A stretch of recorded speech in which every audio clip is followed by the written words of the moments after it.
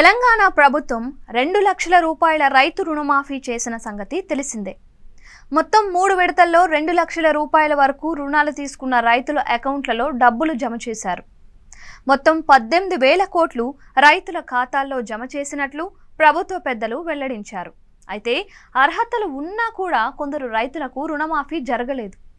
Ration కార్డులు లేకపోవడం, Aadhaar, bank ఖాతాల్లో పేర్లు, నెంబర్లు తప్పుగా ఉండడం వంటి కారణాలతో కొందరు రైతులకు రుణమాఫీ వర్తించలేదు. దీంతో స్పెషల్ డ్రైవ్ నిర్వహించిన వ్యవసాయ అధికారులు వారి వివరాలు సేకరించారు. తాజాగా ఆయా రైతులకు వ్యవసాయ శాఖ మంత్రి తుమ్మల నాగేశ్వరరావు తీపి కబురు చెప్పారు. వివిధ కారణాలతో తెలంగాణ వ్యాప్తంగా 3 లక్షల మంది రైతులకు రైతు రుణమాఫీ జరగలేదని అన్నారు. ఆయా రైతుల ఖాతాల్లో డబ్బులు జమ చేయనున్నట్లు వెల్లడించారు. కాంగ్రెస్ ఏడాది పాలనను పురస్కరించుకొని ప్రజాపాలన విజయోత్సవాలు నిర్వహిస్తామని, అందులో భాగంగా ఈ నెల 30న పాలమూరులో రైతు పండుగ కార్యక్రమం జరపనున్నట్లు చెప్పారు. ఈ కార్యక్రమం వేదికగా రైతుల ఖాతాల్లో డబ్బులు జమ చేస్తాము అని చెప్పారు.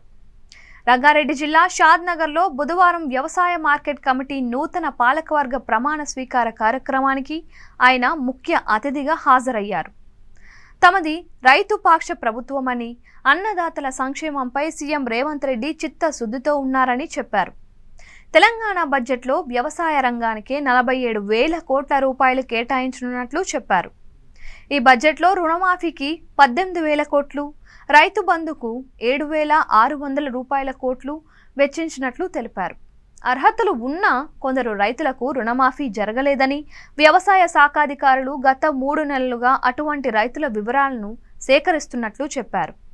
వారి తప్పులను సరిచేసి ఖాతాల్లో డబ్బుల జమకు సిద్ధమైనట్లు వెల్లడించారు. ఈ నెల 30న ఆయా రైతులందరికీ రుణమాఫీ జరుగుతుంది అన్నారు. రైతు భరోసా పథకం పైన కీలక అప్డేట్ ఇచ్చారు మంత్రి తుమ్మల.